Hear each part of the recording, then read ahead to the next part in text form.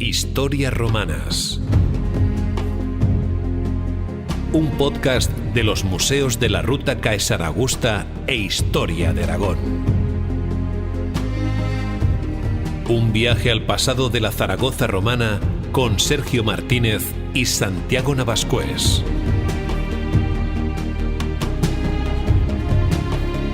Historias Romanas.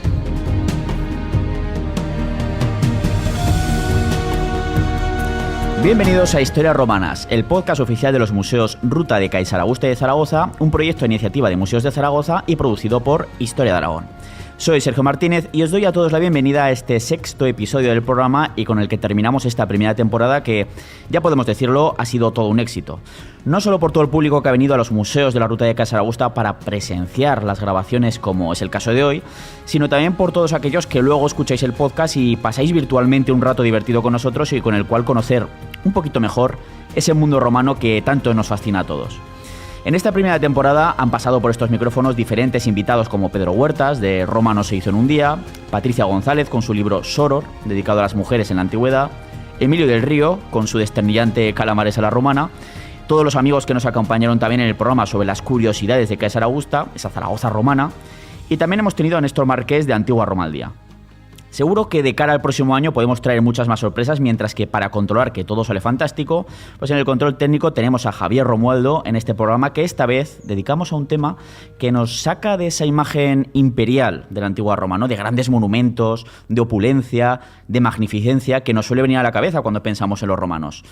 Y es que hoy vamos a hablar precisamente de todo lo contrario, de los bajos fondos en la antigua Roma. Para hablar de este interesantísimo tema, que seguro que nos va a traer muchísimas sorpresas, me acompaña como siempre el doctor en Historia, Santiago Navascués. Bienvenido, Santiago. Hola a todos, querido público, queridos oyentes. Bueno, un placer para mí pues estar aquí en un podcast más, ¿no? En este tema pues de los bajos fondos. Quería hacer una pequeña imitación pues de Gloria Serra, ¿no? De equipo de investigación. Y vamos a hablar de los bajos fondos. Pero como que lo voy a dejar porque no me salen muy bien las imitaciones. Como historiador sí, pero como imitador, como Santiago, imitador, fatal. Bueno, a ver, lo vamos a dejar ahí de momento. Y como invitadas especiales, hoy contamos con Isabel Ortín y Miriam Vera. Son historiadoras del arte por la Universidad de Zaragoza, con máster en Arte, Museos y Gestión del Patrimonio Histórico por la Universidad Pablo de Olavide de Sevilla. Y en la actualidad ambas son cofundadoras de Serendipia Gestión Cultural, desde donde trabajan por el desarrollo y la promoción del ámbito cultural en el territorio aragonés a través del impulso de proyectos novedosos y recursos creativos basados principalmente en la posibilidad de ver el arte y la cultura de una forma dinámica, diferente, innovadora, inclusiva y educativa. Ofrecen amplios servicios como comisariado de exposiciones, asesoría, consultoría en gestión de espacios culturales, divulgación cultural, que es lo que vamos a hacer hoy, elaboración de rutas, visitas turístico-culturales, investigación histórico-artística, hacen muchísimas cosas. Como decía, hoy vienen a hablar sobre uno de sus proyectos en el que trabajan la perspectiva de género junto con el Ayuntamiento de Zaragoza, museos y mujeres, y en concreto de los bajos fondos de la sociedad de la antigua Roma, que como digo va a ser un programa picantón. Isabel, Miriam, bienvenidas a Historias Romanas. Muchas gracias por invitarnos, sobre todo. Nosotros encantados de que estéis aquí, por supuesto. Hacer un programa un poquito diferente, quizás en cuanto a la temática de lo que estamos acostumbrados, porque como he dicho, pues eso, ahí salimos un poquito de esa imagen, ahí Roma, y el señor togado, la Patricia ahí que está ahí súper bien vestida con sus abalorios y tal, ¿no? Y vamos a la otra parte, la que no se suele contar tanto, que era al fin y al cabo la mayoría de la gente, ¿no? Y sobre todo, pues esos bajos fondos. Hablaremos de temas, ya digo, picantones, de criminalidad, bueno. Así que nada, encantados de que estéis aquí y bueno, si os parece, para romper un poquito el hielo, que tampoco es que haga falta, pero bueno, explicarnos un poquito cómo empezasteis con vuestro proyecto, con vuestra empresa, con Serendipia Gestión Cultural, qué es lo que hacéis, aparte del resumen que he hecho, ¿no? Pero pues, vosotras seguro que lo contáis mucho mejor que yo. Bueno, pues no sé, si quieres, has resumido bastante bien, yo creo, lo que es un poquito Serendipia Gestión Cultural. Nace un poco cuando terminamos de estudiar y vemos que quizá en los museos o en las instituciones nos está ofreciendo lo que a nosotras nos parece más interesante o que la divulgación pues se aleja un poquito, ¿no?, de nuestra manera de entenderla y de verla. Creamos este proyecto y bueno, la verdad que estamos bastante contentas porque nos ha permitido trabajar en muchos ámbitos, como ya comentaba el compañero. Y uno de ellos precisamente pues es la divulgación cultural y la investigación y eso es un poquito, ¿no?, lo que es Museos y Mujeres, que es un proyecto que nace en el 2020, pero sobre todo nace a raíz de un manual que sacan desde Cultura y desde los museos de Zaragoza, desde el Servicio de Igualdad también. Y lo que pone de relieve ese manual, que se titula Las mujeres artistas en la ciudad de Zaragoza, obra en museos, colecciones públicas o entidades, es que de las 1.125 obras de artistas femeninas que tienen los museos y las instituciones en Zaragoza, solo 5 están expuestas. Claro, a nosotras eso nos llama muchísimo la atención. Sí, la verdad es que es curioso, sí. Sí. Cuanto menos, sí. Y es algo que también veníamos un poco viendo, ¿no?, durante la carrera. Y pues siempre nos habíamos preguntado qué pasaba con esas mujeres, si es que no había mujeres artistas o por qué no estaban representadas en la historia del arte. Y entonces, bueno, se nos ocurrió un poquito crear este proyecto, que si quieres, Isabel.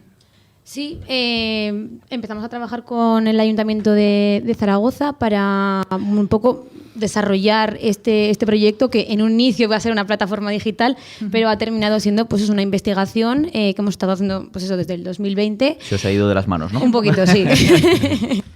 Y que al final ha aterrizado un poco al público con visitas guiadas que realizamos los terceros domingos de cada mes. Aquí en los museos de Ruta de Caixaragusta principalmente, ¿no? Sí, y también el Pablo Gargallo. El Pablo Gargallo también. Eso es, en los museos municipales. Pues la verdad es que está muy chulo, yo os lo recomiendo. También en las redes sociales lo van anunciando, tanto las suyas de Serendipia, Gestión Cultura, en los de Zaragoza Museos y Museo Rutas de Caixaragusta. Y bueno, si queréis vamos un poquito al meollo, porque el otro día quedamos para preparar un poquito el programa, para hablar, aunque ya nos conocíamos previamente. Saludos a la groupie en esa cafetería que nos empezó a decir cuando nos estaba escuchando, diciendo, oye, está muy interesante ese tema. Era abogada y nos empezó a escuchar sobre temas de matrimonios romanos, de legislación, de derecho romano. Claro, la mujer entusiasmada, en plan, Dios mío, está en una cafetería y no están criticando a alguien ni hablando de fútbol, del mundial, ni nada. Y, si estás escuchando este podcast, no me acuerdo cómo te llamabas, pero... Un saludo. Saludos.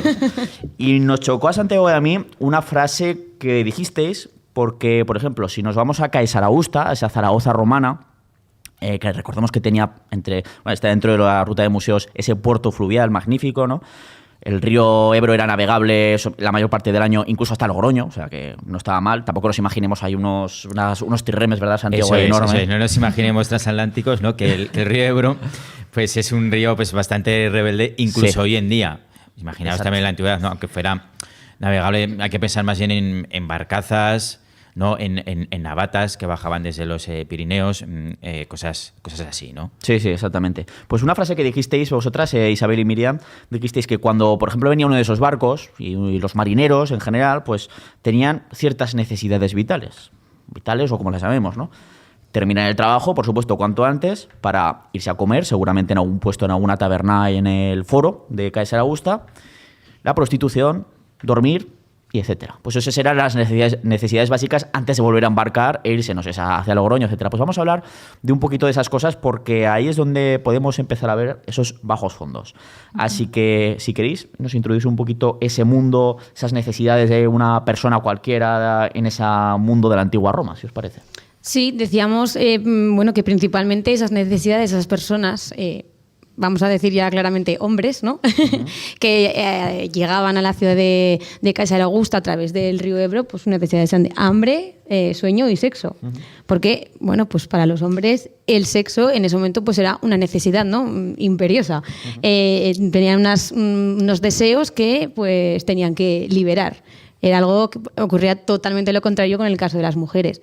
Porque sí que un poco en nuestra mentalidad, quizá pues películas, ¿no? Novelas que hayamos podido leer, quizá nos imaginamos a la sociedad romana como una sociedad pues totalmente liberada, ¿no? En cuestiones morales y sexuales. Que, bueno, pues yo creo que ya iremos viendo a lo largo de este podcast que se aleja un poquito de lo que realmente era.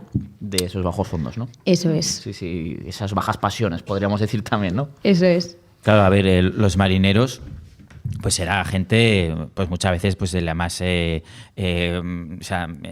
una auténtica calaña, ¿no? Porque, bueno, muchas veces... pues aunque se dedicaran al comercio y no a la piratería, por ejemplo, pero muchas veces estaba muy difusa la línea entre el comercio y la piratería, ¿no? O sea, un barco de comerciantes, si veía la posibilidad pues de quedarse con las posesiones de un barco pues inferior, pues iba y lo hacía, ¿no? Y se llamaban comerciantes. Y no solo los marineros, ¿no? Estamos en una sociedad muy violenta, ¿no? Hay que tener en cuenta que la gente en las ciudades pues vivía en pequeños habitáculos, defecaban en letrinas públicas y comían también, ¿no? y cenaban en las tabernas, ¿no? Porque no tenían cocinas en sus casas. Y allí bebían vinos que, bueno, aquellos vinos... Era alimento, era de los que Sí. dejaba una gótica en el mantel y esa gótica no se iba. Que bueno, que eso ha sido hasta hace 4 días realmente. O sea, esto que siempre se ha dicho, sí, pues a mí de pequeño me daban una tostada con vino. Y dices, te quedas, what? Claro, No, que pero- menos mal que los mezclaban con agua, ¿no? Porque bueno, les echaban auténticamente de todo, ¿no? Que si miel, que si yeso, en algunos casos, no sé muy bien por qué. Nos cuentan también pues que le echaban pues pétalos de flores, a saber de qué flores.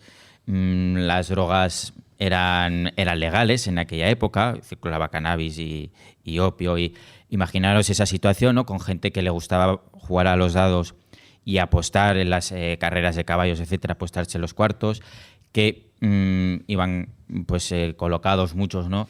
Y con acceso a armas blancas todo el que quisiera, etcétera, etcétera. No había tampoco servicio público de bomberos, pero es que no había tampoco servicio público de basuras, ni servicio público de policías.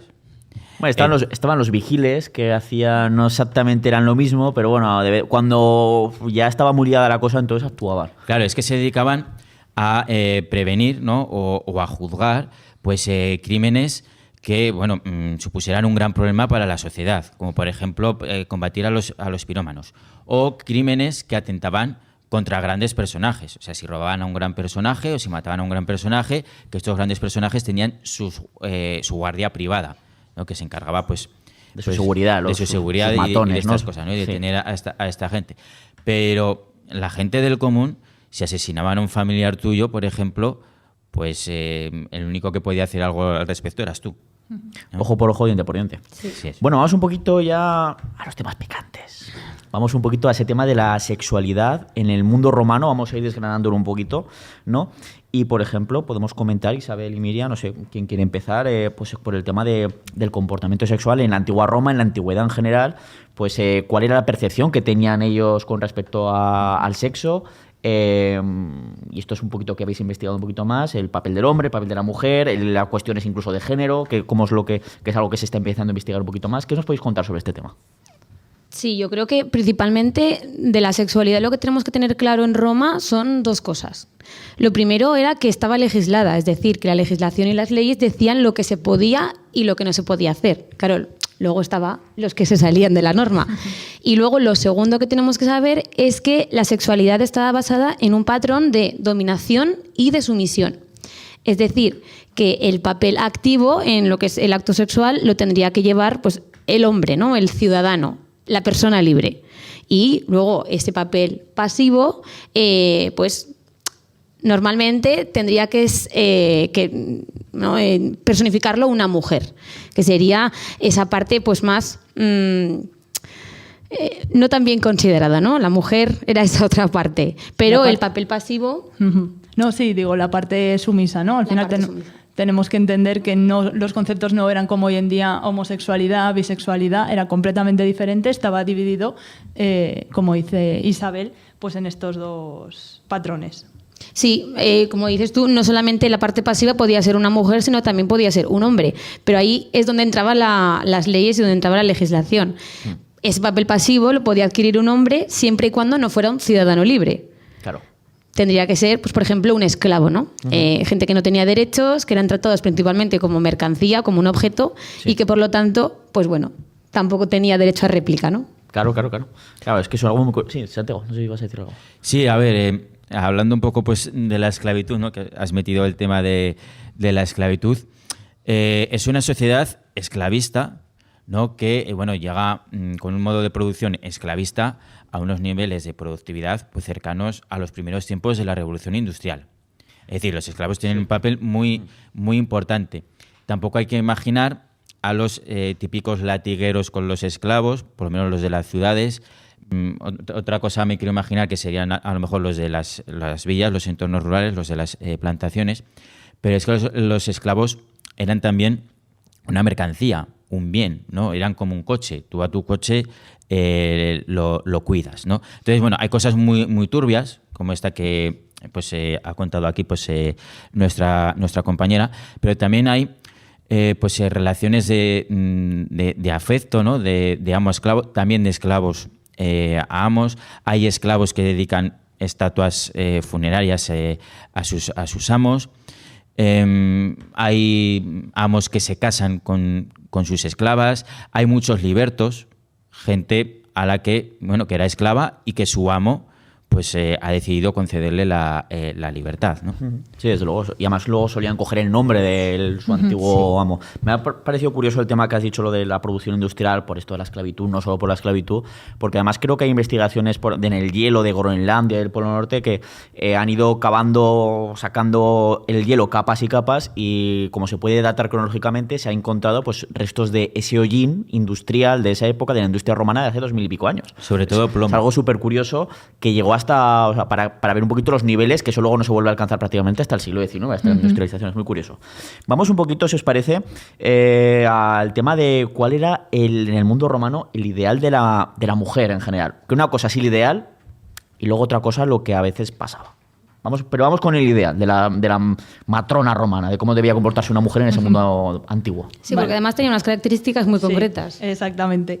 Bueno, lo que no hemos dicho quizá es que el sexo que estaba bien visto al final era el que se daba entre un hombre y una mujer, y precisamente el hecho era porque traían hijos al mundo, traían ciudadanos romanos y traían guerreros. Y esa será la función principal, ¿no?, que va a tener una matrona, una buena mujer, que va a tener que ser una mujer libre, que se va a casar con otro ciudadano romano, que también tiene que ser libre. Y esa es la única característica que tiene que tener una matrona romana. Pero luego la sociedad les dice cómo tiene que ser. Y es que van a tener que ser, por ejemplo, univiras, es decir, sí, de un solo lecho, de un solo marido, unicubas de un solo lecho. Van a tener que ser también domisedas, es decir, que estar siempre recluidas al ámbito doméstico, quedarse en casa. Tendrán que ser mujeres sumisas, mujeres recatadas y ¿me dejo? Tienen que ser laníficas. Eso, la más importante quizá, ¿no?, porque la recluye precisamente a ese ámbito doméstico, ¿no? Ser lanífica significaba trabajar el hilado, ¿no?, trabajar en el telar, y eso pues las mantenía en casa, las mantenía quizá junto a otras mujeres, pero siempre, como digo, en el ámbito doméstico. Ahí está, por ejemplo, el mito de Lucrecia, ¿no?, que era en plan como comportamiento, para el que no lo conozca, pues bueno, es el mito fundacional de la República Romana, cuando Roma pasa de una monarquía a una república, que estamos hablando de una patricia romana, una matrona, que está precisamente comportándose como acaban de decir, bueno, como nos acaba de comentar Miriam, y pues resulta que el hijo del rey, del último rey, Tarquino el Soberbio, pues se queda prendado de ella, vamos, que de hecho acaba violándola, la acaba forzando, pero realmente ahí se ve como que ella no tiene culpa de nada, pero cree que ha perdido el honor, a pesar de que sabe que es inocente, lo dice a su marido, a Colatino, a su padre, etcétera. Y dice, he perdido el honor, lo ha perdido por tanto mi familia, y a partir de ahora ninguna mujer romana podrá comportarse de otra manera bajo el ejemplo de Lucrecia. Y se suicida. O sea, dice, pues no tienes culpa absolutamente a nada, pero ese era el valor un poquito de que daba la sociedad romana, de en plan, aunque seas inocente, esto es como lo que dijo Julio César más tarde, ¿no? La mujer del César no solo debe serlo, sino también parecerlo, ¿verdad? Pues bueno, ahí tenemos ese mito de Lucrecia, que supone luego al final ese suicidio, ese abuso del hijo del rey, para el derrocamiento de la monarquía y el inicio de la república en el año 509 a.C. Esto es un mito, evidentemente moralizante entre comillas. Y luego tenemos también el de Virginia, que es posterior ya en la república, en el que los decemviros son unos magistrados extraordinarios, pero que quieren, sobre todo uno que se llama Apio Claudio, quiere perpetuarse en el poder, además se encapricha de la hija de un plebeyo, de un centurión, y se inventa la historia de que había sido esclava, que se la habían robado de cuando era jovencica, y que el otro lo hace pasar como hija. Y consigue que el tribunal, que por supuesto eran amigotes suyos, pues le diga, sí, para ti, esto es esclava. Y el padre de ella, de Virginia, pues dice, la única forma que tengo de liberarte es esta, y la asesina, la mata.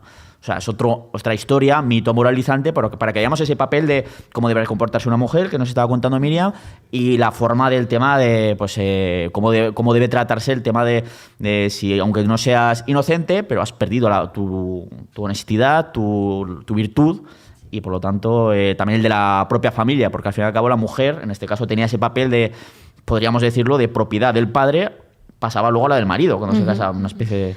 Sí, así es. Dependía un poco también de la categoría que tuvieran ellas.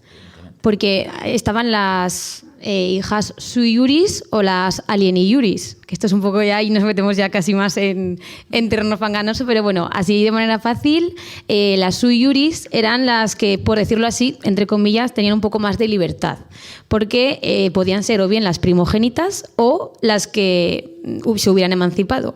Y estas no dependían del pater familias, sino que dependían de un tutor, que al principio lo designaba el propio pater familias, pero luego, con el tiempo, puede llegar a ser un tutor dativo, es decir, que ellas mismas podían elegir a su tutor, y esto les daba pues muchísima más independencia.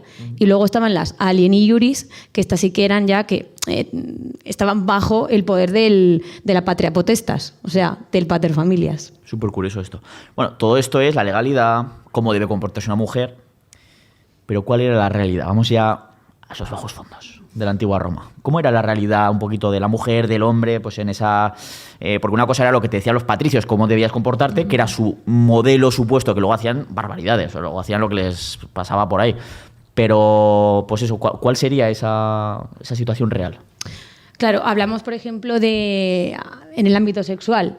Luego, si quieres, o nos metemos directamente a hablar de sociedad. Yo creo que se os ha quedado cosas en el tintero sobre el ámbito sexual, ¿verdad? Sí. Además, yo también tengo cosas que Tienes decir. cosas que apuntar. Sí. Vale, decíamos, porque claro, lo hemos dejado ahí en el tintero, que claro, la relación que estaba quizá mejor vista era la que traía hijos, ¿no? Nuevos ciudadanos, nuevos guerreros, pero evidentemente luego existían relaciones homosexuales. Principalmente lo que narran las fuentes es de hombres con hombres. Algo que se trata menos es qué pasa de las mujeres que se enamoraban o que tenían relaciones sexuales con otras mujeres, que si queréis luego lo recuperamos. Pero al final es cierto que estas relaciones existían y que lo más importante era que el papel pasivo lo obtuviera alguien que no fuera ciudadano. Ahora que lo has comentado, Patricia González, la autora de Soror, creo que comenta una estela funeraria de dos mujeres que están dándose la mano, y siempre se ha dicho por parte de la historiografía, eran hermanas o eran muy amigas. Dice, qué curioso que en este caso son muy amigas y muy hermanas, y en las estelas funerarias, cuando aparece un hombre y una mujer, ese símbolo de estar dándose la mano en una estela funeraria es que eran marido y mujer. Por lo tanto, dice, lo normal, o sea, lo lógico es que pues fueran compañeras, no fueran mujer y mujer, evidentemente, porque no estaba contemplado en la legalidad romana, pero seguramente pues vivirían como tales. Sí, es que, a ver, el término de hermano y hermana era pues muchas veces con el que designaban pues al amante o la amante, ¿no? O incluso el de amiga. Eso es. O sea, hay un poema, por ejemplo, de Marcial, ¿no? Que, bueno, pues que debía de estar bajo sospecha de estar acostándose con otro hombre, de tener una práctica homosexual con otro hombre, y bueno, pues este le llama hermano y le dice, no me llames hermano, a ver si te va a llamar yo a ti hermana. Es que Marcial, ¿no? El poeta bilbilitano, o sea, que era un pájaro, era un pájaro. De hecho, antes que hemos mencionado también el tema de las bueno, que no sé, de las letrinas o tal. Sí. Es que para el mundo romano el tema de las letrinas era social. Para Marcial había gente que socializaba demasiado. Esto es como, siempre lo digo, en el caso de los hombres, que estos urinarios públicos que son de los de pared, no de los de cabina, que tienes 10, estás tú solo, entra la siguiente persona y se te pone el de al lado. Claro. Dices, si hay 10 más, o sea, si hay 9 más, ¿por qué te tienes que poner el de al lado? O sea, en plan, ese rollo de la intimidad que tenemos actualmente. En cambio, los romanos, el tema de ir al baño a hacer cosas, aguas mayores o aguas menores, como se solía decir antes, era casi algo social, y comentaban, pues, quizás la carrera del circo o pues cualquier cosa. O te has enterado de Claudio, que ha hecho no sé qué, tal, bla, bla, bla. Nos dice Marcial que había un pesado en Roma que siempre se acercaba, se pasaba los días yendo a las letrinas para ver si cazaba a algún potentado, en plan que sabía que hacía banquetes por la noche, para que le invitara. Y Marcial dice, a veces le invitaba simplemente para que te dejara en paz, hacer tus cosas en paz. O sea, que sí, que a las 8, vente a las 8. Y ya está. O sea, a ver, es súper curioso ese tema, que eso también es un poquito bajos fondos, un poquito lo que se veía en las letrinas, en las letrinas, en las termas, etcétera. Claro, además es que las termas, sobre todo las suburbanas, era un lugar en el que, bueno, de hecho podemos ver, ¿no?, en los frescos que se han conservado, por ejemplo, en Pompeya, todas esas escenas eróticas que precisamente, de hecho, en una de ellas es en las termas de Pompeya se conserva la única escena erótica que hay entre dos mujeres, que no quiere decir que esta práctica estuviera bien considerada socialmente, sino que todo Pero lo contrario, ¿no? Que era para erotizar al que iba a las termas. Es verdad que lo que siempre decimos, que Pompeya al mundo romano es como Las Vegas al mundo actual. Imaginaos que hay un apocalipsis, solo se conserva Las Vegas, dentro de 2000 años los cavan y esta gente vivía apostando todo el día, no sé qué, venga, va, vicio, todo eso. Y evidentemente no, Pompeya era una ciudad era como Marinador, era la ciudad de vacaciones de los romanos que tenían perras, ¿no? Y era curioso, pero bueno, aún así nos da muchísima información como esta, por ejemplo, para ver que no es todo soto caballo rey, sino que hay muchísimas percepciones en el mundo romano también. Sí, además, perdón, sí. No, continúa. No, iba a decir que además Marcial, que nos da unos titulares tremendos, es una de las pocas fuentes literarias que nos habla de precisamente mujeres que tenían relaciones sexuales con otras mujeres. Pero claro, no nos lo dice desde una perspectiva positiva. Sí. De hecho, ellos... al contrario de lo que pasaba con los hombres, que sí que hablaban pues de aquellos hombres que se enamoraban de otros, etcétera, a las mujeres, prácticamente pensaban que ni existían las mujeres lesbianas, o sea, es como que no les hacían ni caso. Sí que las señalaban un poco por el hecho de que en ese acto sexual una de las dos mujeres tenía que tomar el papel dominante y por lo tanto era un papel que tenía que tener un hombre por derecho. Entonces les estaban usurpando su derecho de nacimiento. Entonces por eso les tenían tanta tirria. Pero Marcial, de hecho, nos habla de dos de estas mujeres, Basa y Filénide. Uh-huh. Y de Basa, por ejemplo, nos dice que era una mujer pues respetable, pues porque no se le veía nunca con hombres, ¿no? Pero claro, dice que era una tríbada, que es como se les llamaba a estas mujeres. Y dice que donde no haya hombre, que haya adulterio. Entonces ya veremos luego lo que le pasaba a las mujeres que eran adúlteras, ¿no? Que os lo podéis imaginar, más o menos. Yo tengo una serie de cosas, ¿no?, que decir sobre la sexualidad. Voy a ser un poco escandaloso, ¿eh? Veo que solo hay gente adulta por aquí. ¿Nos van a cerrar el podcast, Santiago, o no? No, tranquilo. Si hay niños en casa, si los estáis escuchando en casa con niños o algo, tapadle los oídos que voy. Bueno, por internet circulan vídeos, por ejemplo, pues mascotas, pues haciéndoselo a peluches. Se ve, por ejemplo, hay un vídeo de un toro metiéndola en el tubo de escape.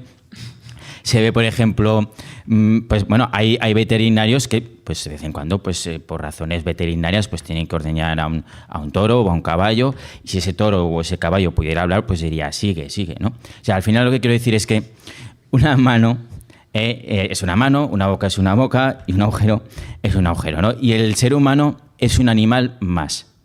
¿Qué nos diferencia? Que a diferencia de los animales, tenemos valores y asco. Pero claro, ¿qué es lo que ocurre en una sociedad con valores completamente distintos a nosotros y con ascos distintos? Porque el asco también es algo social.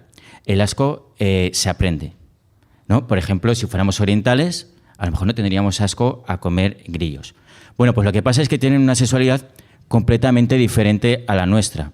A nosotros nos parece una monstruosidad, que lo es, por ejemplo, cometer violaciones, nos parece una monstruosidad, que lo es la pederastia, pero ellos, bueno, la violación para ellos era un atentado contra la propiedad, porque la mujer era propiedad del marido. Ahí está la diferencia, si era una persona libre, claro, ciudadano libre y tal, o si era esclavo, esclava, etcétera, ¿no? Creo que es lo que habláis vosotras. De hecho, luego hablaremos más de la prostitución, sí. Pero tenía más protección una esclava que una prostituta. Porque claro, quien atentaba contra la prostituta, bueno, pues no pasaba nada, ¿no? Ese sí que era el bajo de los bajos fondos, ¿no? El último estrato social era la prostituta. ¿Y qué pasaba con las esclavas? Que por lo menos pertenecían a alguien, ¿no? Tenían un dueño. Entonces estaban atentando, como dices, contra la propiedad de alguien. Pero no era en plan, le has hecho daño a mi esclava, no sé qué, pobrecilla. No, es en plan, le has hecho daño a mi propiedad, me tienes que recompensar a mí, que soy el dueño. Claro, y en cuanto a los ascos y estas cosas, ¿no? Lo que quiero decir es que ese asco social que a lo mejor yo tengo, que lo he aprendido, ¿no? Y por eso soy hetero, ellos no lo tenían, porque no existían las etiquetas ni de heterosexual, ni de homosexual, ni nada de todo esto. Entonces, la mayoría de ellos, pues, eran lo que hoy llamaríamos bisexuales. Ellos lo que valoraban positivamente era ser el activo, el dominante. Ellos diferenciaban entre el dominador y el afeminado. Lo peor que se podía ser era afeminado, débil, etcétera, ¿no? Entonces, por eso, pues, a ver, la gente pues cree a lo mejor que eran como muy libertinos sexualmente o no, simplemente tenían una sexualidad diferente, porque tenían también sus tabúes, ¿no? O sea, tenían las mismas sensaciones y emociones que nosotros, pero las vivían de manera diferente. Por ejemplo, hoy en día la sociedad te dice que te tienes que enamorar, que si no eres un pringao, ¿no? Pero ellos lo concebían como la peor de las pestes, porque el enamorado hace muchas tonterías por la persona amada. Te coloca en una situación de inferioridad. Entonces, por ejemplo, los senadores escribían sobre derecho o sobre historia y los que escribían obras de teatro y poesía amatoria eran gente plebeya o esclavos, en algunos casos. No es casualidad, ¿no? Hay un poema de Cátulo precioso, ¿no?, en el que se queja de que, bueno, por escribir poesía amatoria, pues hay una serie de hombres distinguidos y demás que se creen que es un afeminado y total, sois hombres de pelo en pecho, pero leéis mis poemas y os emocionáis con ellos. Pues os voy a dar a probar mi virilidad. En definitiva, bueno, lo que viene a decir, me la vais a comer, ¿no? Y vais a ver que soy más hombre que vosotros, o sea, más dominante que vosotros, ¿no? Esa es la clave. Y de ahí también la reacción de Marcial con este que le llama hermano. Le dice, a ver si te va a llamar yo a ti hermana, ¿no? Isabel, Miriam. Sí, además me ha llamado mucho la atención que has dicho que no había nada peor que un hombre que ser una mujer, ¿no? Yo creo que el caso más destacado puede ser el de Heliogábalo. Sí, que lo comentábamos también y creo que hablasteis un poquito en el podcast con Patricia. Del emperador Heliogábalo, que bueno, duró 2 telediarios, pero dio mucha... Contad un poquito. Dio mucho que escribir. Sí. Bueno, pues Heliogábalo siempre ha sido una figura un poco complicada, quizá, ¿no? En las fuentes nos han llegado, pues... nos ha llegado de todo a través de ellas, pero bueno, lo cierto, lo que se sabe de Heliogábalo es que él se cría sobre todo en una región de Siria. Desde muy pequeñito es sacerdote del Gabal, que es un dios que tienen ahí, es un dios ajeno a Roma. Y bueno, su abuela, que es Julia Mesa, cuando muere Caracalla, el emperador, decide, Caracalla era, Julia Mesa era tía de Caracalla y a su vez era abuela de Heliogábalo.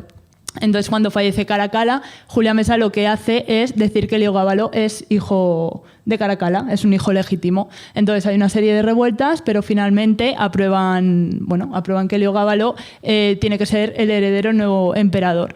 Heliogábalo llega a Roma cuando tiene 14 años. Como decimos, ha sido una persona que se ha criado en Oriente. Con otra mentalidad muy diferente a la romana. Con las costumbres orientales, con sus dioses, con sus vestimentas. Sí, a los orientales les consideraban afeminados, para empezar. Los romanos, sí. Exactamente. Entonces, bueno, lo que nos ha llegado a través de algunas de las fuentes es que Heliogábalo pues era una persona muy extravagante, se llegó a casar en 2 años 7 veces, 5 de ellas con mujeres. Una de esas mujeres era Virgen Vestal. Para que os hagáis una idea, eran como las sacerdotisas de Roma, que estaban consideradas hijas del Estado y, por tanto, mantener relaciones con ellas pues estaba totalmente penado, ellas tenían que mantenerse castas. Sí, se consideraban incesto. Sí, se consideraban incesto y de hecho si se demostraba que una vestal podía haber cometido adulterio, pues la emparedaban entre las murallas, además le dejaban una vela y un trocito de pan. Es que además no se las podía matar, no se podía derramar su sangre y era en plan, no la hemos matado, la hemos encerrado ahí, la hemos dejado con pan, con una vela, todo. Mija, que y si la diosa dice que no ha cometido lo que... Va a sobrevivir perfectamente, claro, pero todas morían. Decía, claro, culpables todas. Pero bueno, así se... Curioso los romanos. Claro. Volviendo a Heliogábalo, las otras 2 veces que se casó, 2 de ellas fueron con hombres. La relación más larga que tuvo fue con un auriga, que no me acuerdo, Hierocles me parece que era el nombre. Y bueno, el problema de todo eso es que además él se había casado con estos hombres vestido de mujer, o eso es lo que nos cuentan las fuentes, ¿no? Entonces estaba adoptando ese papel pasivo que no le correspondía como hombre y como hombre libre. Y además siendo emperador. Claro, pero encima era la principal figura del Estado romano. Y claro, dices, digo, ¿qué estás haciendo? O sea, para ellos era una cosa de... Claro, y ahí entran también el tema de las intrigas, de tal... Claro. No había realmente repercusión si tienen una relación con un hombre. Siempre, como decimos, adoptaron ese papel activo. Por ejemplo, a Julio César le llamaban la reina de Bitinia. Sí, Porque decían, ¿no? Que el rey del Ponto, un Átalo no sé cuántos, pues pasó por el Julio César y donó su reino de Pérgamo, creo que era, bueno, creo que hubo malas lenguas que dijeron que se lo ofreció a él y por supuesto Julio César se negó porque no tenía hijos y al final dice pues se lo doy al Estado romano y así Roma entra en lo que es Anatolia, parte de lo que es Turquía actualmente, ¿no? Pero claro, sus enemigos políticos en Roma le decían: Pillín, ¿qué has hecho para que te dé el rey Átalo un reino entero y se lo dé? Fíjate que se lo daba al Estado romano, además era un reino muy rico, Pérgamo, etcétera. Pues bueno. Claro. Sí, a ver, lo que penalizaba mucho era el ser afeminado, ¿no? O sea, el adoptar el papel de sumiso.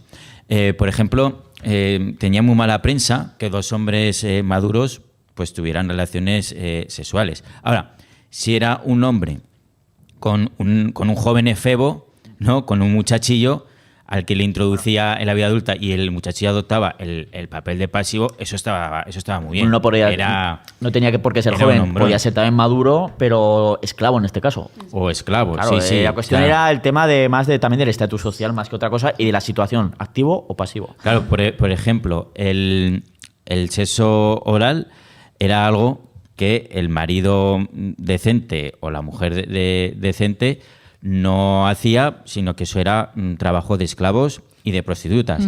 El sexo con ¿por qué? Porque, bueno, eso era dar placer sin recibir placer. Ahora se podía caer más bajo, ¿no? En su visión de dominante y dominado, ¿no? De hecho, bueno, el sexo con esclavos no se consideraba adulterio. Porque como el esclavo estaba en una situación de inferioridad a ti, pues eso no era adulterio. Bueno, si queréis avanzamos un poquito, que ya yo creo que el tema de género, situación, yo creo que ya lo hemos dejado un poquito claro, ¿no? Yo creo que sí. Vamos un poquito más. ¿Queréis que vayamos al tema de vestimentas? Un poquito que controláis bastante vosotras, no sé qué os parece. Sí, básicamente el tema de vestimenta lo comentábamos por esta idea de la matrona, ¿no? Que empezaba a desarrollar un poquito Miriam y esta idea, ¿no? De la mujer perfecta romana y que evidentemente lo que decíais, que la mujer del César no solamente tiene que serlo, sino comportarse como tal, ¿no? Pues esto también se reflejaba principalmente en la vestimenta y en lo que por los ojos te entraba, ¿no?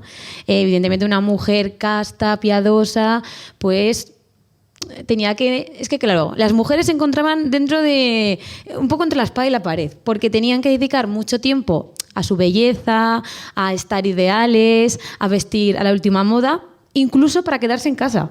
Porque claro, no olvidemos para que... quedarse a tejer. Exactamente. De hecho, había veces que se las criticaba porque alguna participara en un banquete y dice, fíjate, mi mujer que se ha quedado en casa tejiendo, esta sí que es una... Y dices, sí, pues, sí. Chico, yo qué sé. Pero bueno, era la moralidad del momento, evidentemente, para las clases patricias. Otra cosa era también la plebe, que una cosa era la mentalidad patricia y otra cosa lo que hacía muchas veces la plebe. Esto lo comentamos el otro día también, en Mérida, en Emérita Augusta, en Extremadura, pues se ha conservado una estela funeraria de una mujer, en el que, por ejemplo, si vas a un escrito de una fuente primaria, de un escritor alguien de los ricos, los que tenían perras, pues claro, te coloca, por ejemplo, trabajos como precisamente el de tabernero o tabernera, pringao, o sea, qué bajo has caído. Y esta mujer se muestra precisamente en su estela funeraria, es decir, ha querido ser recordada así, precisamente mostrándose sirviente. Seguramente sería propietaria de una taberna o al menos trabajaba en una de ellas, pero mostrándose públicamente, queriendo ser recordada para la eternidad por ese trabajo. O sea, una cosa eran las percepciones de los ricachones y otra cosa es la plebe, la mayoría de la gente al fin y al cabo, ¿no? Sí, eso es. Al final, como digo, la norma era la norma, ¿no? Sobre todo para aquellos que tenían que ser un poco el ejemplo a seguir. Y de las patricias de vestimenta y todo eso pasamos un poquito a la plebe y también al tema de prostitución y tal, porque sí, también hay cosas que se pueden saber sobre estos temas, ¿no? Algo que me dejó y que quería comentar era que todo este tema de estas rutinas de belleza que tenían que estar ideales, ellas siempre, lo tenían que hacer siempre a escondidas. Es decir, que el hombre no viera nunca que ella utilizaba esas estrategias, ¿no? Para supuestamente seducirlos, ¿no? Ya que, bueno, pues ellas tenían que maquillarse, tenían que estar bien vestidas, pero siempre de una manera natural. Porque los colores, los brillos, todo lo que es excesivo, eso era lo que pertenecía a las prostitutas. Claro. Entonces, claro, todos estos temas eran los que la diferenciaban. Utilizaban también arsénico en polvo, ¿no? Para blanquearse, Sí, la, blanquearse la piel. porque era como si estás morena es que trabajas en el campo y mal. Exacto. Sí. Que es una percepción también que va más allá del mundo romano, ¿verdad? Sí, sí, sí. Ya Galeno, por ejemplo, nos hablaba de la buena y de la mala cosmética, ¿no? Nos decía que la mala cosmética era toda aquella que utilizaban para engañar, precisamente, y la buena cosmética todo lo contrario, ¿no? Simplemente, pues, con limpiarse un poco la cara y parecer lo más natural posible, pues eso era lo que se esperaba precisamente de las matronas, al contrario con la mala cosmética, ¿no? Las prostitutas y demás. Bueno, y algo súper importante era el perfume. Ah. Claro, las de alta sociedad utilizarían perfumes mucho mejores que las de las plebeyas. ¿Pero por qué era tan importante? Porque todos estos cosméticos que utilizaban estaban a base de arsénicos, excrementos. Entonces, claro, pues eso luego había que quitárselo de alguna forma, ¿no? Me imagino el banquete en plan hablando de qué bien huele este perfume. Sí, pues está hecho de caca de cocodrilo. Pero me la traen de Egipto, muy bien, muy buena. Sí. Madre mía. Y un tema que, por ejemplo, diferenciaba mucho a las, en este caso, prostitutas o incluso adúlteras, era que ellas utilizaban toga masculina. Al contrario que las mujeres, ¿no? Que llevaban esas vestimentas largas, tapadas todo el cuerpo, porque se quería que, pues bueno, toda aquella parte que llevabas teñida o que enseñabas lo estabas mostrando a los hombres. Entonces, claro, las prostitutas y las adúlteras solían llevar, pues eso, toga masculina para diferenciarlas precisamente de las buenas matronas romanas. Y luego también otras cosas que llevarían, pues por ejemplo, sería el pelo teñido de azul, de rojo o de naranja. Eso las prostitutas. Las prostitutas. Que el tema del pelo naranja también es algo que incluso se ha perpetuado pues hasta el siglo XIX, ¿no?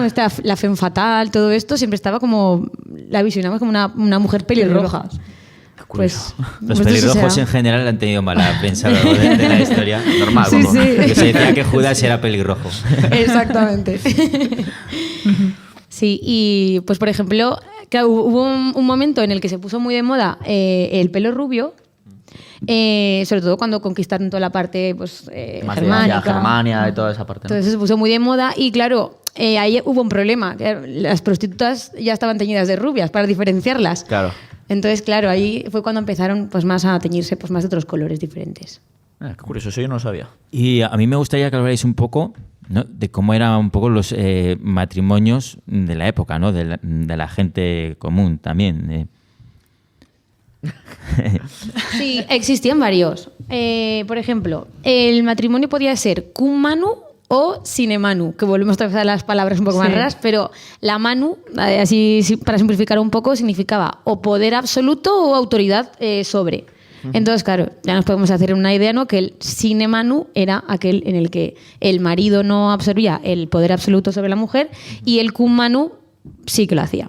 Claro, quizás es importante explicar un poquito cómo funcionaban las familias en Roma, y es que eran como microcosmos, ¿vale? Entonces cada familia tenía un cabeza de familia, que era el pater familias, y el resto de la familia estaba bajo su potestad.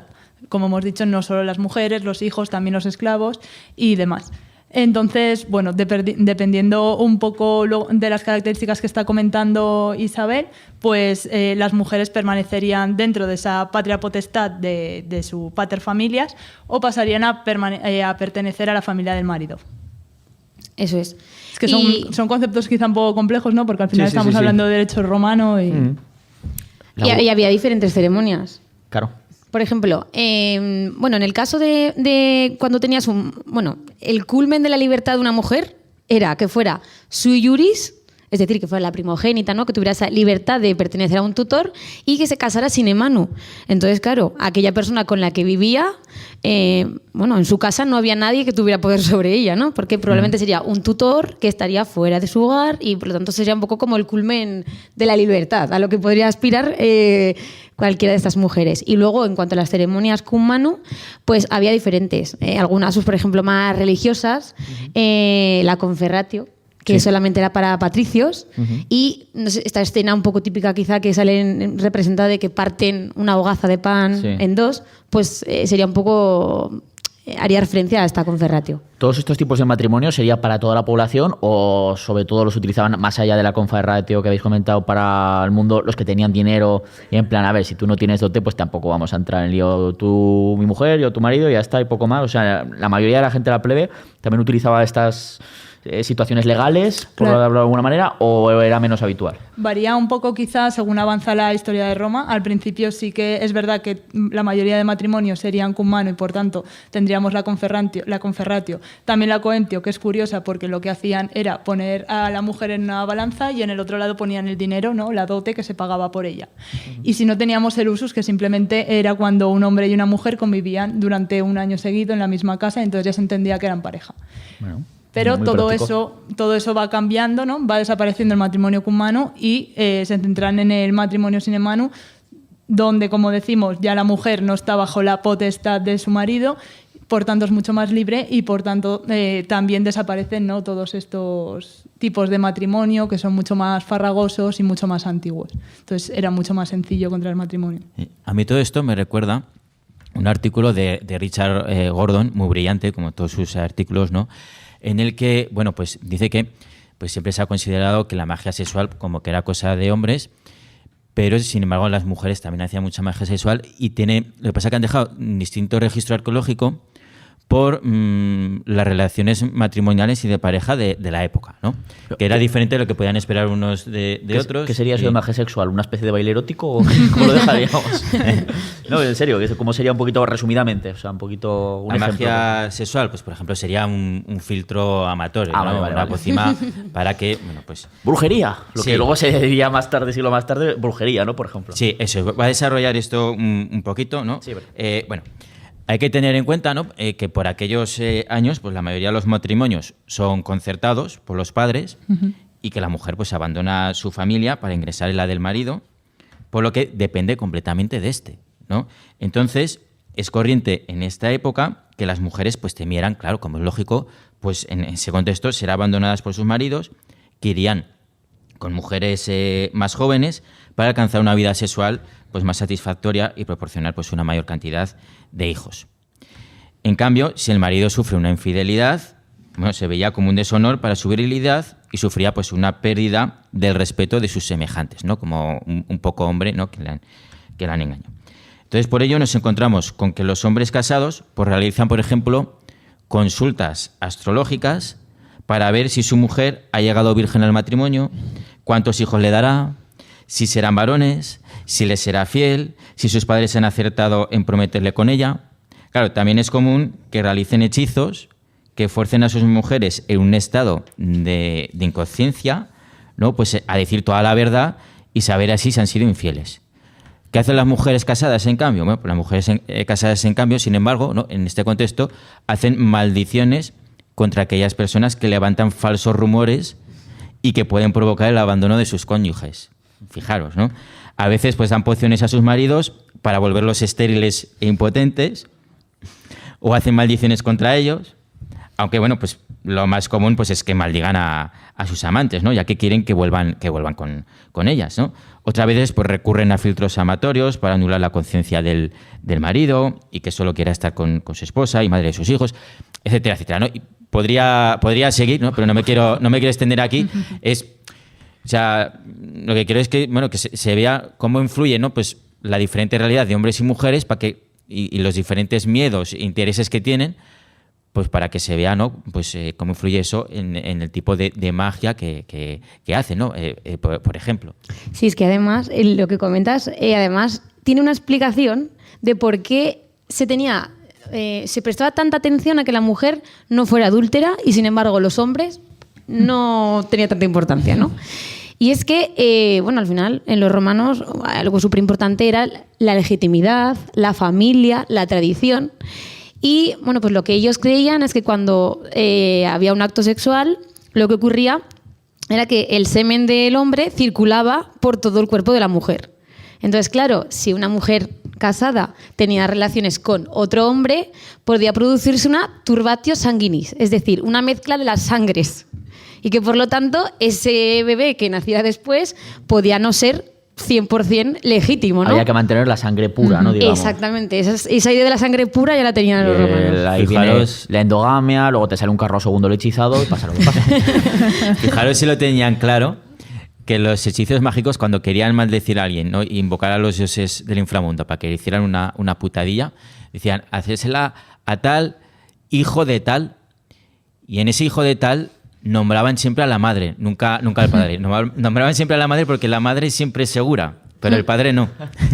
De hecho, además, cuando nació un bebé, el pater familias, el marido, esperaba fuera y salían con el bebé y se lo dejaban en los pies.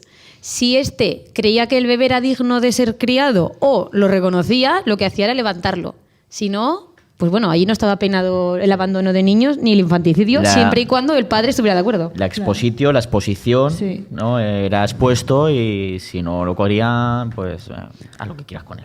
Y en el caso de las niñas, además, tenían que dar orden de amamantarlas, no valía solo con recogerlas. Entonces, bueno, pues por eso también las razones, además solo estaban obligados a criar a su hija primogénita y a todos sus hijos varones, eso sí, con lo cual, pues todas esas niñas no terminaban en la esclavitud, en la prostitución, continuaban con todos esos círculos viciosos. Sí, era un sistema que empujaba a las mujeres a acabar en, pues eso, en la prostitución y en la esclavitud. Vamos, antes de ir a... Nos quedan 2 apartados, aunque ya hemos ido comentando la prostitución, vamos a seguir con el tema de la prostitución, pues un poquito más cosas que nos podéis contar, el tema de la esclavitud también relacionado con la esclavitud pública, privada, podríamos llamarlo, ¿no? Y luego ya terminaremos con el bloque de la criminalidad en el mundo romano. Sí, yo creo que lo primero que tendríamos que comentar en torno a la prostitución era que en Roma era legal. No pasaba un poco lo mismo con quienes la ejercían, ¿no? Que estaban señaladas y que estaban marginadas legalmente. ¿Por qué estaba realmente la prostitución legalizada o se tenía bien vista en Roma? Pues bueno, existían varias razones que son a cada cual más exagerada. Lo primero era que, bueno, pues decíamos, ¿no?, que los hombres tenían esas pasiones que liberar y ellos eran conscientes del peligro que conllevaba tanto un embarazo como un parto. Entonces, consideraban que liberar esas pasiones con las prostitutas estaba salvándole la vida a sus mujeres, ¿no?, de perder la vida en un parto. También creían pues que al no mantener relaciones sexuales con sus mujeres, que no estuvieran vistas con ánimo de procrear, pues las estaban alejando del placer, alejando de la sexualidad y por lo tanto les estaban salvando la vida también. O sea, ¿Por qué? No es por ti, no es por mí, es por ti. Exacto. O sea, Exacto, porque si eran adúlteras, las acababan matando. Entonces, claro, les estaban salvando la vida. Y luego también creían que de esta forma estaban evitando que los hombres violaran a mujeres de buena familia, ¿no? Porque liberar esas pasiones con las prostitutas, que ni eran mujeres ni eran nada. Entonces, pues claro, al final la prostitución tenía una función social. Sí, porque si violaban a plebeyas, eso no pasaba nada. Pero si violaban, el problema era si violaban a mujeres de buena familia. Plebeyas entendiendo que había plebeyos de buena familia de mucho dinero, o sea, plebeyos en plan, realmente, los proletarios, que no tenían propiedades, que no eran, vamos, que sí, eran ciudadanos romanos o lo que fueran, eso es. pero que no contaban ni, vamos, como hicieron a la izquierda, podríamos decir. Claro, ya no por el hecho, además de estar violando a la matrona, sino que estabas atentando, ¿no?, contra la familia posesión de otro hombre y era por tanto eso. Era más por el tema de la visión hacia pobrecito que le estoy al marido, no a ella, sino esa visión también. Exacto. Pero como habéis comentado, el tema del rapto, de la violación, es que al final está presente en todo lo que son, ¿no?, los mitos fundacionales de Roma, el rapto de las Sabinas. Grecia, el rapto de las Sabinas, o sea, es que está ahí. De hecho, una manera un poco para evitar el casamiento forzado de los padres era que el muchacho que te gustara, pues mantener relaciones con él antes del matrimonio, o que te raptara o algo así. Y entonces, claro, ahí ya el padre no podía ofrecer la virginidad de su hija.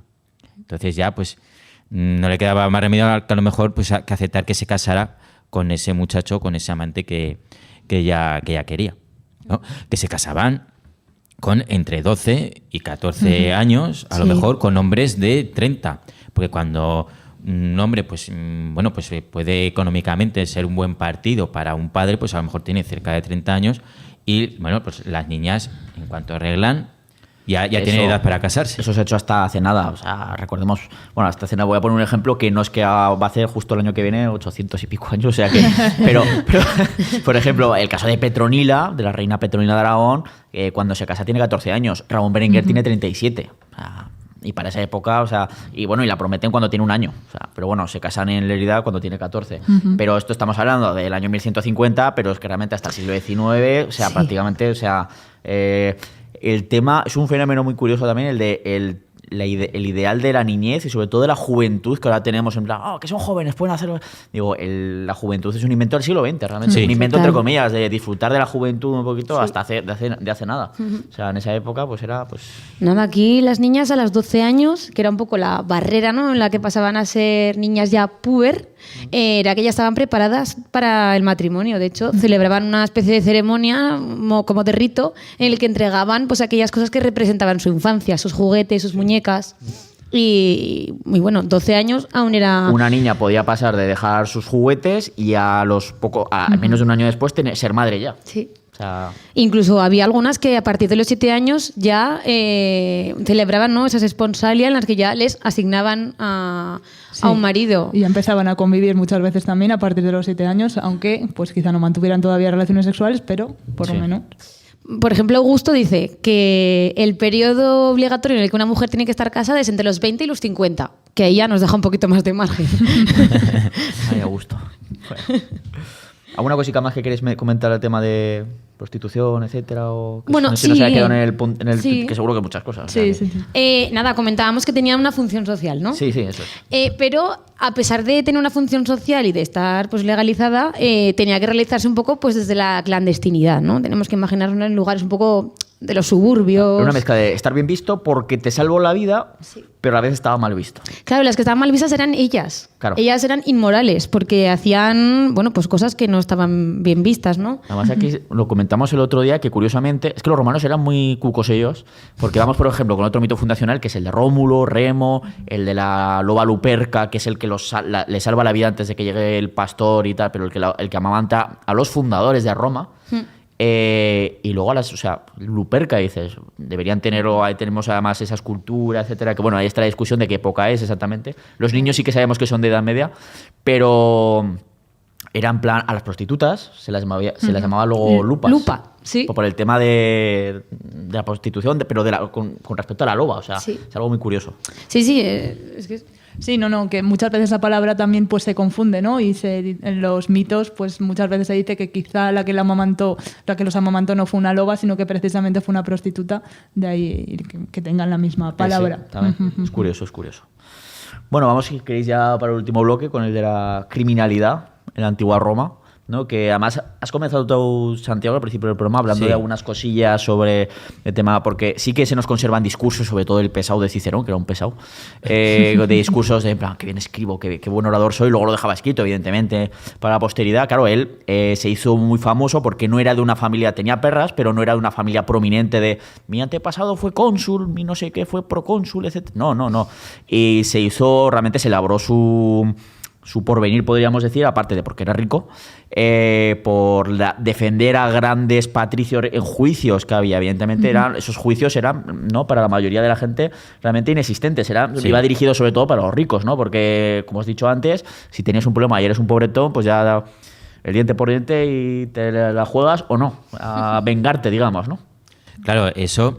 Y además, bueno, tenéis que pensar también en espectáculos como el anfiteatro, ¿no? O como el circo máximo, en el que la gente apostaba pues grandes cantidades de dinero, perdía, se enfadaba, había hooligans, peleas entre hooligans, ¿no? El anfiteatro, por ejemplo, de Pompeya lo cerraron porque se desató una batalla campal entre los partidarios de un gladiador y los de otro, ¿no? Pero pelea campal a navajazos. Un sitio Qué hecho bestias. para la violencia fue cerrado porque produjo mucha violencia. O sea, imaginaos lo que se les tuvo que ir de las manos en Pompeya, ciudad de vacaciones. Un hito.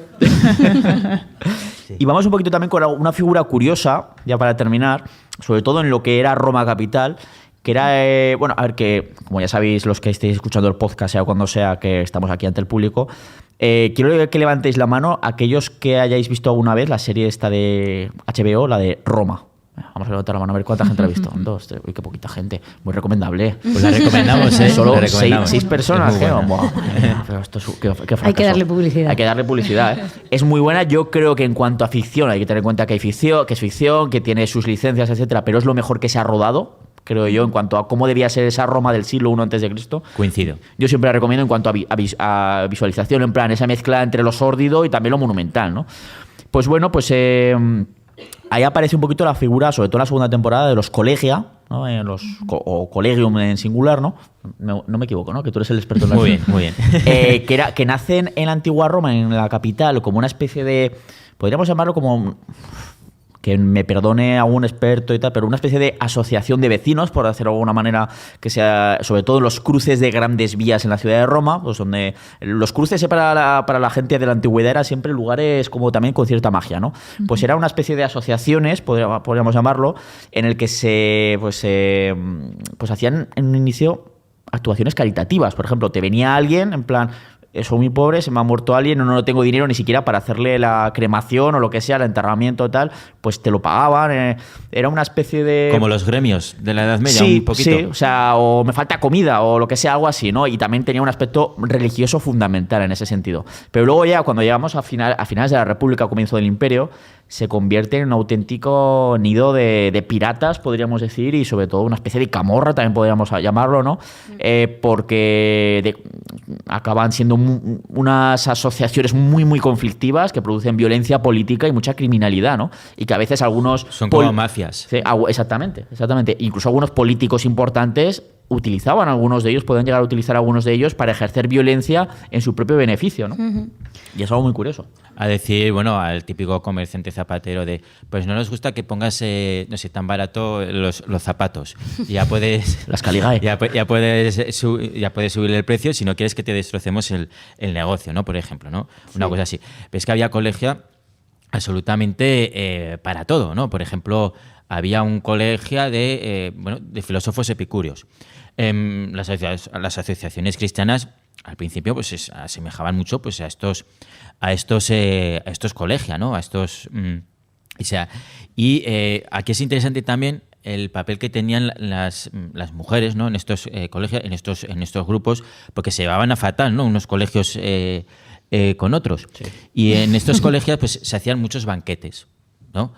Especialmente los colegios funerarios, que había colegios pues para preparar pues funerales y comidas de difuntos. Esto es como los dioses, que los romanos tenían prácticamente dioses para todo, hasta en plan me despierto en mitad de la noche, tengo ganas de ir al baño, tengo un dios al que le rezo para no escalabrarme en mitad de la oscuridad porque no tengo ni velas para o sea, en plan, casi para eso. Sí, entonces el tema está en que en esos colegios se hacían muchos banquetes. En principio, bueno, los banquetes, bueno, pues era un espacio para el vino, de hombres, de que estaban prostitutas, etcétera, etcétera. Pero poco a poco, cada vez van participando también mujeres, esposas, en esos banquetes, digamos, y hay un debate, ¿no?, entre estos grupos del papel que debían de tener estas mujeres, si apartadas en una sala, si con los maridos, pero comiendo sentadas o reclinadas, o cómo, ¿no?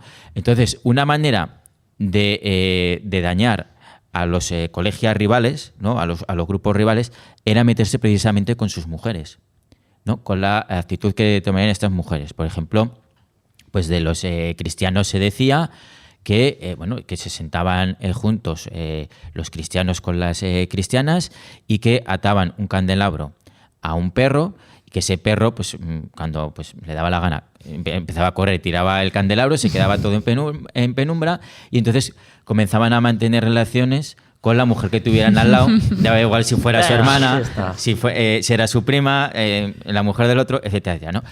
Esto, claro, es un bulo, pero es que es un bulo que contaban de todos los, o sea, que se contaba de todos los colegios, o sea, es que era algo extendido, ¿no? Sí, sí. Curioso, desde luego, cuanto menos. Ved Roma, que no me entero yo en el siguiente programa, que venís, volveré a hacer la encuesta aquí a mano alzada y pongo falta, ¿eh? Bueno, ya, terminamos, os dejo 2-3 minutillos, Miriam, Isabel, para que pues alguna cosilla que queráis destacar o algo que se os haya quedado en plan, tengo que decirlo, pues tenéis la oportunidad ahora y cerramos ya el programa. Bueno, yo creo que un poco lo que comentáis ahora, por ejemplo, de los colegios, ¿no?, que además todo este ámbito, al igual que, por ejemplo, podía ser las batallas, la guerra, que era un ámbito como súper masculino, todo el tema de la violencia también era así. Si no me equivoco, cuando los vuelven a relegalizar, que creo que es Clodio, ¿no? Puede, sí. Quien cuando lo matan se queda al cargo de menudo pájaro, Clodio. Todas esas... de todas esas personas tan violentas, quien se queda al cargo es Fulvia. Sí. que es una mujer. Sí, su mujer. Su mujer. Y los utiliza de forma política. Ella, siendo que una mujer ejerciendo política en la antigua Roma, pues lo había, por supuesto que sí. Que es uno de esos arquetipos de mujeres que las fuentes han escrito sobre ellas como no esa matrona perfecta, sino como mujeres con pantalones, que es un arquetipo que se ha perpetuado un poco en la historia, ¿no? Y que utilizaron pues precisamente a los colegios, ¿no? Al poder de los plebeyos para ellas conseguir también su poder político. Claro, y imaginaros también una ciudad llena de mercenarios y de bandas armadas contratadas por gente poderosa para protegerse en una ciudad tan peligrosa, porque claro, también hacían de las suyas, ¿no? Esa gente, al servicio de su patrón. Miriam, ¿alguna cosilla más? Bueno, pues es que realmente creo que se nos han quedado muchísimas cosas en el tintero, así Pero es que la gente se querría echar un vermú. Sí, por eso lo que queríamos era animarlos a venir a las visitas que llevamos a cabo en los terceros domingos de cada mes, que profundizamos muchísimo más en cada uno de estos temas y que la verdad que bueno, son curiosos, son interesantes y nos apetecería que vinierais a vernos. En las redes sociales, como he dicho al principio, de Museo Ruta de Caesar Augusta, de Serendipia, Gestión Cultural, etcétera, pues van avisando siempre dónde va a ser, qué día va a ser, de qué forma se puede participar. O sea que os recomiendo que sigáis ambas cuentas. Pues nada, a ti, Santiago, ya te despido del programa y nos vamos ya. Nosotros ya nos vemos en la segunda temporada, que ya anunciaremos cuándo será el primer episodio, pero bueno, tampoco queda mucho. Y nada, encantado de que hayáis estado aquí, Isabel, Miriam, que espero que os hayáis pasado bien. Yo creo que la gente también se la ha pasado bien, ¿no? Sí, ¿no? Roma, HBO. Muchísimas gracias a vosotros. Y nada, pues vamos despidiendo ya y vamos, pues bueno, simplemente a felicitar, ¿no? A todos los que nos habéis acompañado. Gracias por acompañarnos en este viaje por el pasado que hacemos en Historia Romanas, de ese pasado romano de Caesar Augusta de Zaragoza. Y nada, recordad que podéis vivirlo en directo en los museos de la Ruta de Caesar Augusta y escucharlo también en podcast cuando y donde queréis. Lo podéis encontrar en las plataformas de siempre, que sabéis que son Spotify y iVoox. Y, por supuesto, en las redes sociales de Museo Ruta de Caesar Augusta, que vais a gastar al final el nombre, y de Historia de Aragón. En la técnica hemos tenido a Javier Romualdo y te esperamos ya en el siguiente episodio, en la segunda temporada, habiendo ya visto la serie de Roma, para seguir viendo la historia de la antigua Roma. Historias Romanas, el podcast oficial de los museos de la Ruta de Caesar Augusta en colaboración con Historia de Aragón. Historias Romanas.